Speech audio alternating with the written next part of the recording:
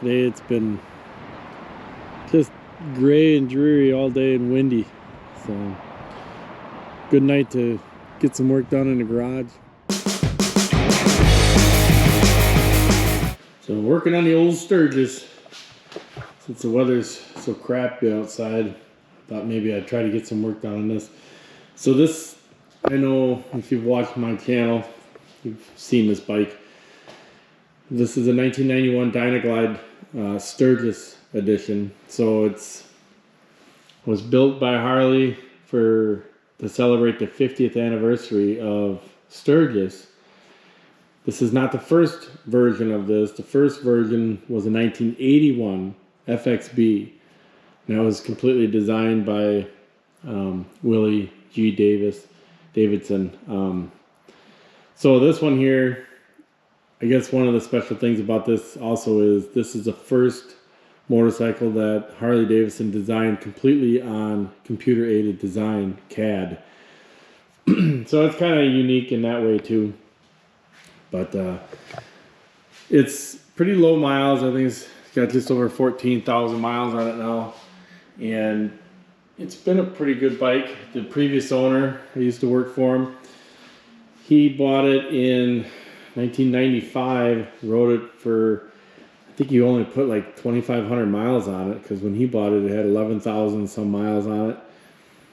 And then when I bought it, it had 13,000 something on it. And he said he liked it, but he didn't like that it had such short legs, meaning the gear ratios are very, very low.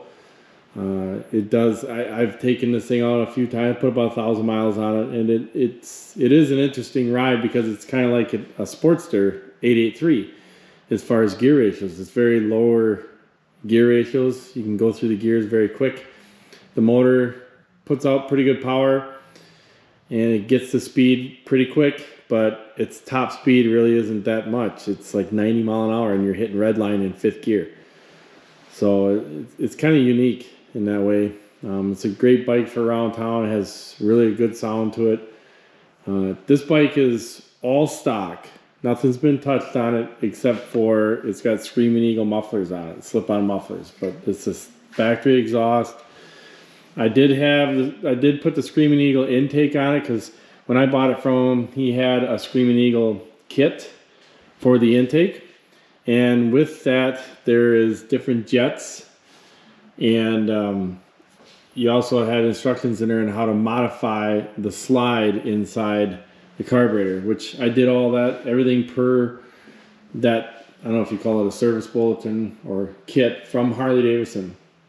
So the carburetor has been rejetted, which actually works pretty good with the pipes. It's a little bit higher flowing, but I did put the original intake back on it just because the way I did it is this is basically your crankcase breather, and like Harley always does, they bring it up into the intake and reburn any of those vapors that come out of the crankcase. You know, it's an EPA thing. And the way I set it up was I got rid of this. I blocked off the backside on the Screaming Eagle intake, and I just put a filter on here. And you probably see it I think I got a picture of it here, but I didn't like it because those vapors just ever so lightly came out and just kind of made things wet in here. Not soaking wet or anything, just kind of a light mist, and I didn't like that. Looks better with the original intake. I'm really about trying to keep this thing as factory as possible, just because it is a unique bike. It's number 1211 of only 1,546 of them that were sold. And it is numbered. It's got a little thing up here where it says what number it was, and you can look it up in the VIN numbers and stuff. But I'm trying to keep this bike perfectly the way it is. I don't even like riding it, to be honest with you, because I'm not a collector. I know I got a few bikes, but I don't buy bikes to collect them. And everything works so well on this bike. It's good as it was back in the 90s, you know. So it just has this one issue that the owner complained about, and that is that the carburetor always dripped. This line here, it goes up to the float. And it always dripped a little bit and drove him nuts. He'd always have to turn the fuel valve off on the fuel tank so that it wouldn't drip fuel. Well, as you can see in the cup here, this is just from one night sitting here. And so I'm going to take this carb apart. I have replaced the float needle once and adjusted the float to be within specs of what's called out in the manual, and it's still dripped. So I talked to a couple of technicians and they gave me a couple little tips on what I can do to help it get better, so help cure it. So I'm going to take the carburetor off and we're going to take the bowl off. We're going to do this on the bench and see if we can't cure this problem once and for all. So to start with, we're going to take this air cleaner off.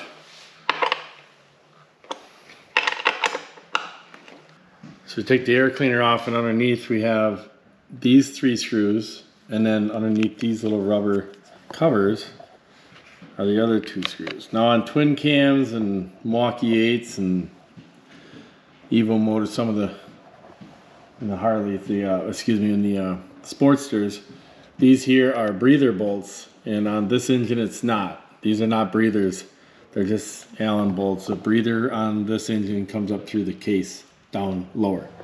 So I'm going to remove these first, then these 3, and there's a reason for that.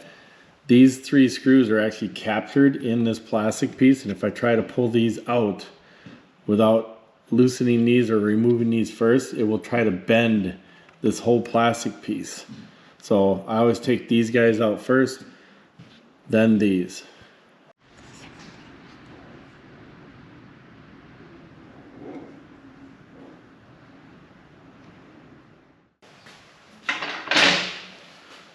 So the Evo engine, I believe, was produced in 1984, the first one, and it's an 82 cubic inch or 80 cubic inch if you want to just round down, 1340 cc's I believe, and it's the engine that came after the shovel head. Some people will say that this engine is one of the best engines Harley ever built. I'm sure that's always up, it's people's opinions, and that's fine. It is a good engine. They do put out a pretty good amount of power, but they're big, they're heavy.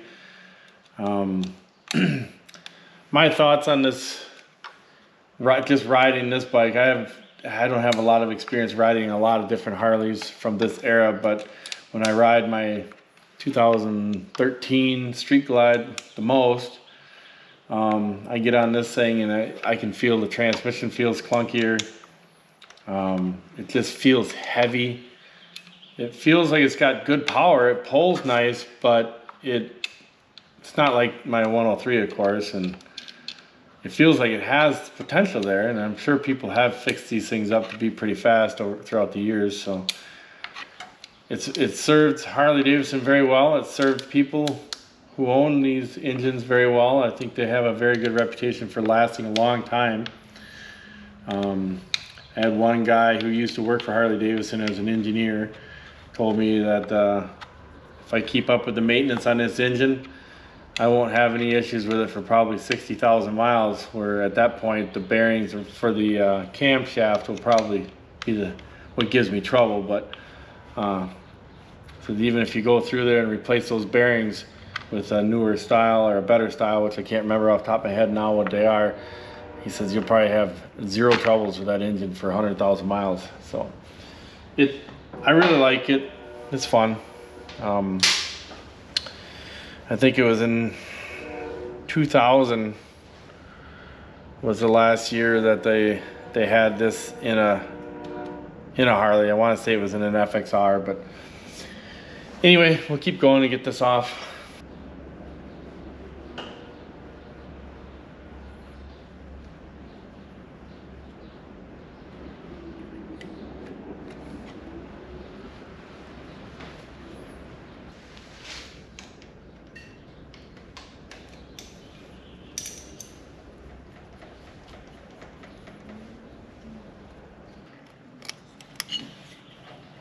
Sometimes you have to turn this just a little bit to help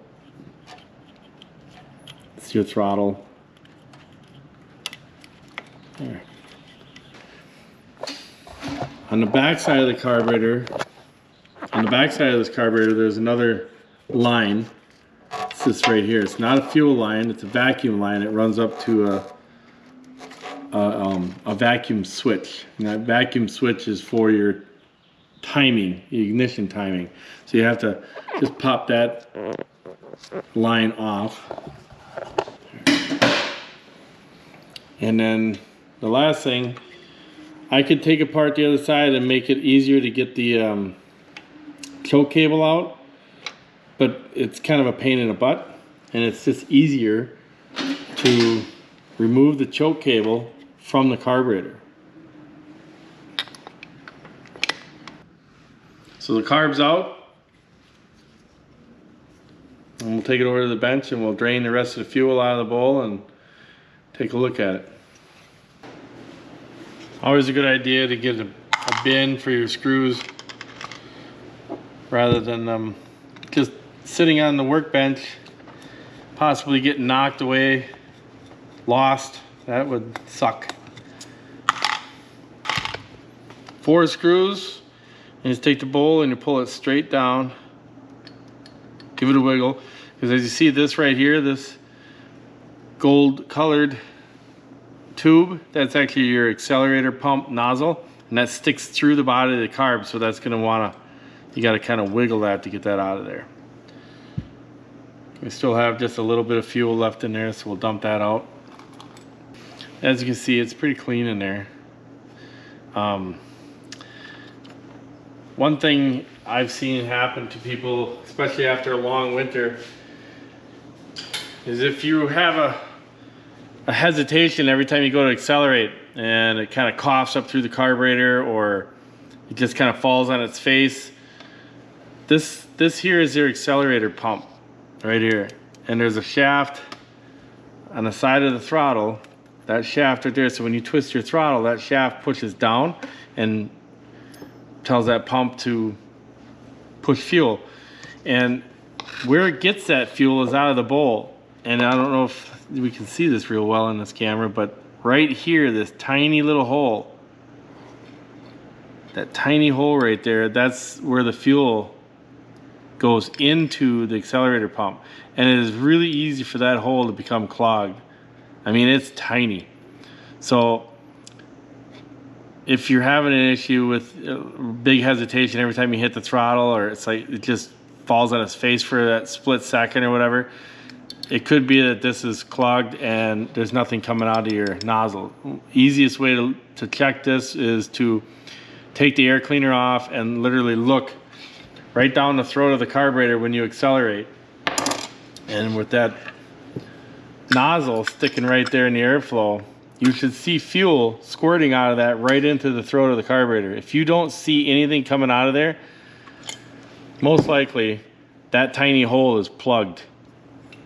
Worst case scenario, this accelerator pump diaphragm might be stuck, or it's full of gunk and everything, and you pull these 3 screws and take that cover off, and you can clean that area all out and inspect the accelerator pump too.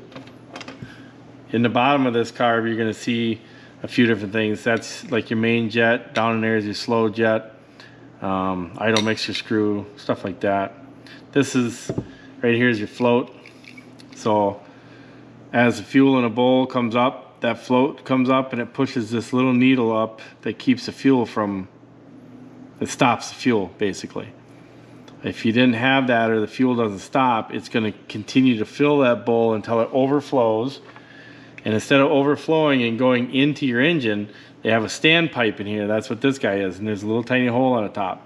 And when that fuel level gets up high enough, it gets to that hole and dumps it overboard out the drain hose. That's so that it doesn't just sit there and keep dumping fuel into your engine and washing out your cylinders and basically filling your crankcase full of fuel. So what I want to look at is, I want to pull this float needle out. There's a little shaft here. You can just get it started with a screwdriver or something sharp. You pull this shaft out, and and then you can pull the float out. And that guy right there is my float needle. It's got a little rubber tip on the end of it, and that rubber tip sometimes can get hard. Now this one shouldn't be hard because I put this in there a year ago, and to be honest with you, it feels soft. Now I bought another one just in case, which is not cheap. It's like 30 bucks for another one, but I want to give it a try with a different one. So the trick that I've been told to try is what that needle sits against, seals against, is down inside this guy. And you can see I kind of cleaned it up and shined it up a little bit, but I think I'm going to try to shine it up a little better. I'm not sure if that's going to make a difference, but I did also check the float height. The float height there's in the manual, which I highly recommend if you have a bike, get the manual for the bike. But I did look on the manual and adjusted the float height per the instructions in there. This one's a little bit different, being a 91. The needle that came in a 91 is a little different than what you can get on the market. So it recommends in there that if you have an updated needle, you have to do it per a 1992 model and newer, which really isn't a big deal. It's just you got to take the carburetor and tip it, and rather than setting it upside down and checking it, you want to tip it. I don't know what I did with the needle. There. The reason for that, and again, I don't know if the camera's going to pick this up, but on the end of this needle, I don't know if it's focusing on it or not, but where this pushes against the float, there's this little spring-loaded nubby thing here, right?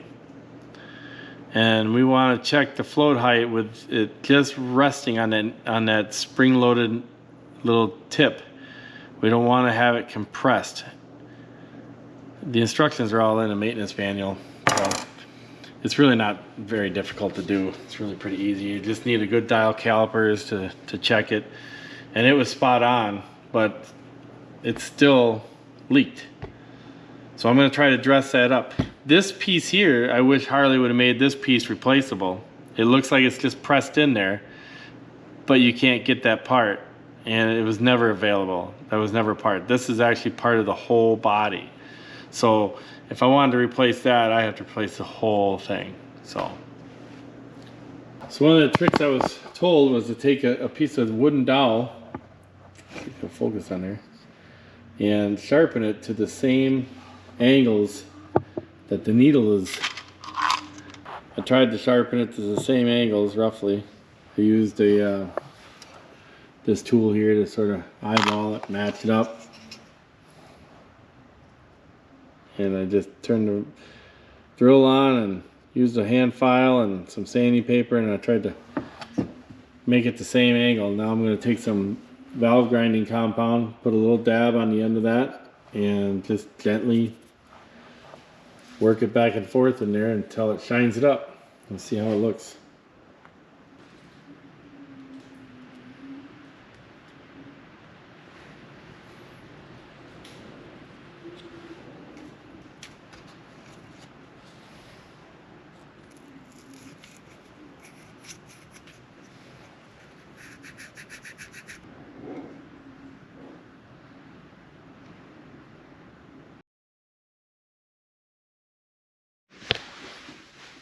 Alright, so we polished it quite a bit with our little polishing tip, and we'll have to put it back together with a new needle valve and see what happens. So to try to explain how you check float height, this is the manual for float level in 1991. Okay, remove the carburetor, we did that. Remove screws and washers, remove the float bowl, we did that. We checked that the float halves are properly aligned and of equal height, that we did. Turn carburetor over so float is up, use the vernier or dial caliper depth gauge to measure from the carburetor O-ring flange face to the perimeter of the float. Be careful not to push on the float while measuring. If measurement is not between 0.725 to 0.30, carefully bend the tab to position float at proper level. So what they're talking about is, if you look in here, you can see a little pointer. You can see on the float this metal tab. That's what your little needle valve is hanging onto. And when the float goes up or down, it pulls that needle up and down with it on that metal tab. That metal tab is what dictates how far the float has to be for that needle to seat. How high. Now it's upside down, so you have to think this is up, this is down, right? So the thing is, with the inlet needle valve for a 92 carburetor will be used as a replacement part for all CV carburetors. This means that if you replace the inlet valve on a 91 CV carburetor, you must use a procedure for setting the 1992 float level, but use the 1991 dimensions. So on the next page, float level for 1992, all right? It's a different style float, and the measurements are different, but they want you to use this procedure where you put it down on its face and tip it up 15 to 20 degrees. And if you kind of look at this, like in a manual, let's just say this is the flat, and you're tipping it up, but you can see the float going in. Look at it again. If it's flat, and then you tip it up 15 to 20 degrees, okay, that's roughly where you want to take your measurement. The reason is the needle is seated right now, but there is that little spring-loaded nubber on the end where the original 1991s didn't have that. So you can kind of see here how I can still move this, but I don't think in the camera you can see it, but the needle down in there, it's seated. So the only thing I'm pushing on is that spring-loaded little nubber.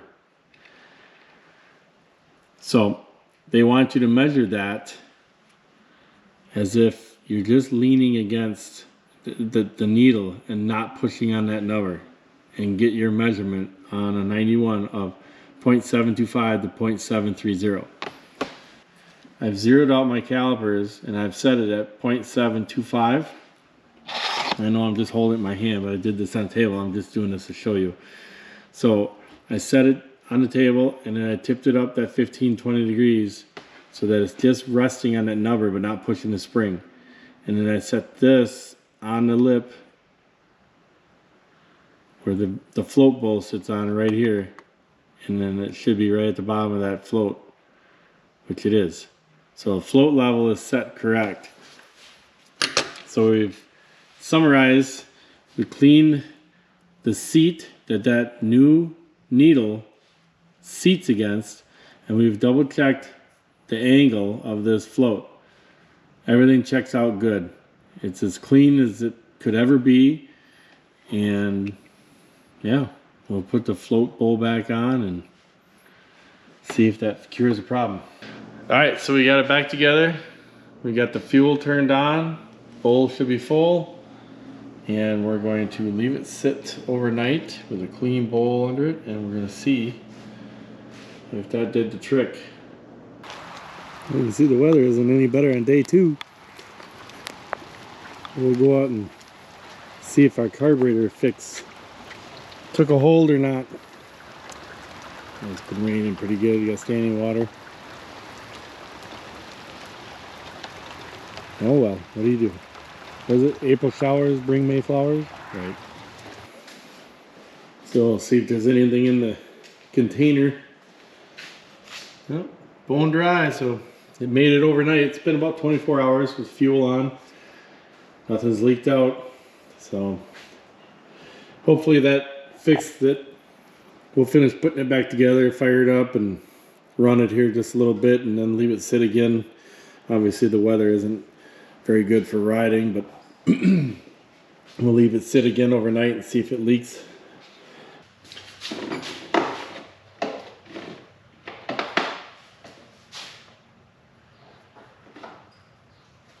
It's always good to run some thread casers in these screw holes that you utilize Loctite in, because if you put new Loctite on top of old Loctite, it really doesn't work properly.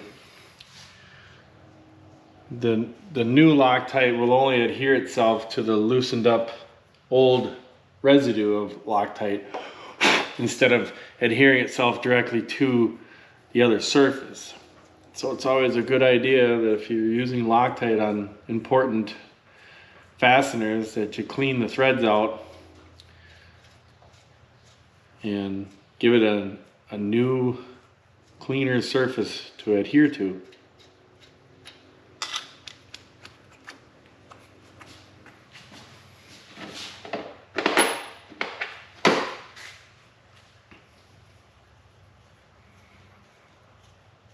And I definitely don't recommend doing this with a power tool of any kind. You got to have a good feel for it. I mean, you can get away with a wrench, but even then you got to be kind of careful. Sometimes I've seen guys on YouTube channels are doing the same thing to their Harleys, and they're taking a tap that's in a drill, or they'll use something like this and they'll use an impact on it. It's like, man, you got no way of feeling the resistance. Next thing you know, you've snapped one of these off in something important, and it just adds to the workload. So like, this one's really stiff, but I think there's quite a bit of I think I got quite a bit of Loctite on that one. You can feel it just grabbing it.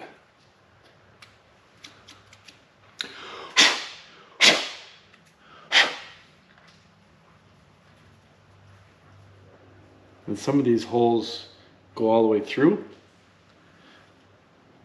and some do not. I don't believe this one.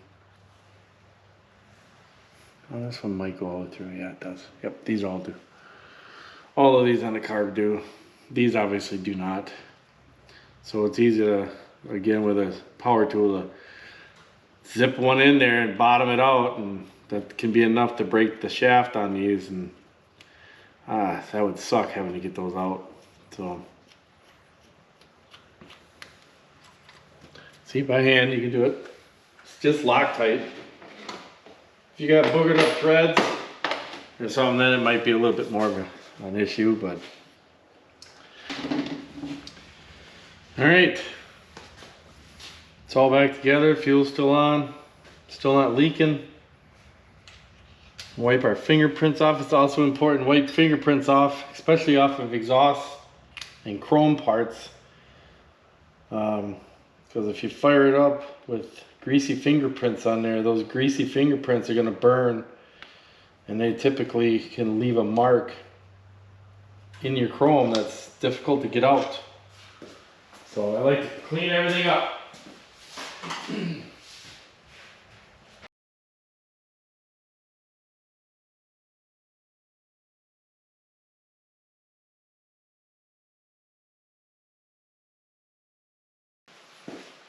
All right, start it up.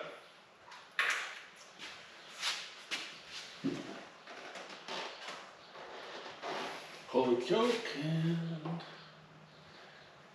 it's in neutral.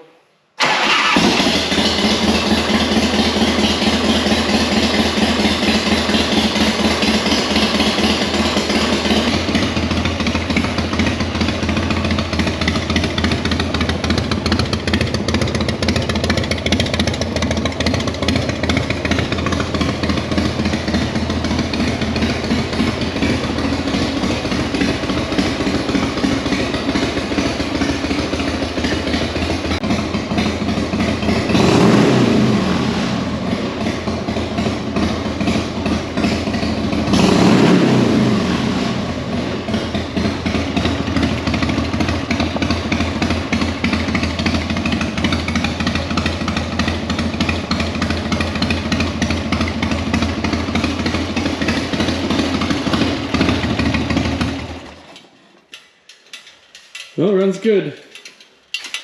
Put that under there to keep an eye on it. Now that we ran some fuel through. And see if it leaks after it's run a little.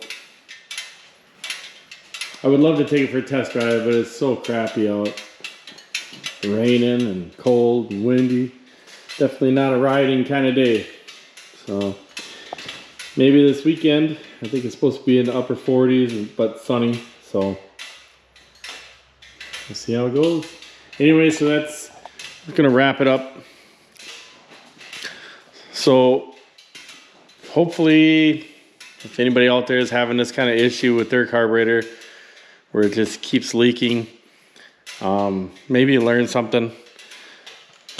I know talking to some of the technicians that I have talked to online and also at the dealership near me, they all said the same thing, to sort of address that seat that the needle has to seat against.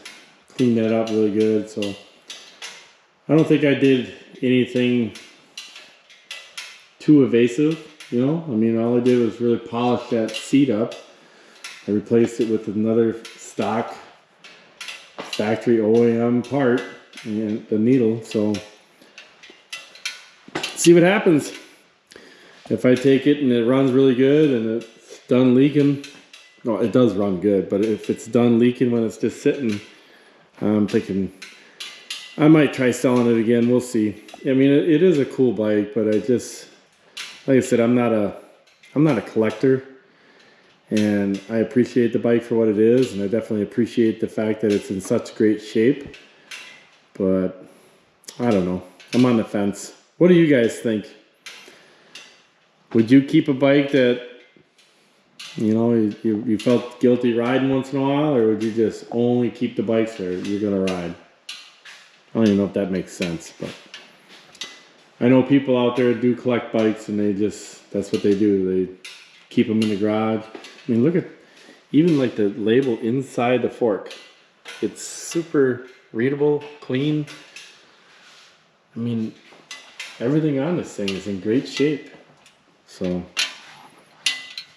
other than a few minor little nicks here and there in this crinkle paint, you know, the thing's in excellent shape. It's got one little spot right here in the paint. It's a little rough, but the backside, it's just right here. One tiny spot. I've gone over this whole thing with, you know, a rag everywhere, polished everything, took the seat off and everything. Under here, I should pop that off and show it to you, but all the electronics in there, they all look brand new. All the connections literally look like brand new. Even there's like a little leather tag hanging from one of the wires. I'm sure is put on at the manufacturing, and it still looks perfect. I don't know if you can find a Sturgis like this that's really any cleaner than this one. The front of the tanks that are out there in the wind, I mean, I don't know if that might be a little speck there. It's like perfect. So even the forks, there's no corrosion on them. I'd be hard pressed to probably even find a nick in them. Some bugs. That's it. So anyway, that's it. Thanks for watching. We'll see you next time. Hopefully next time we're riding.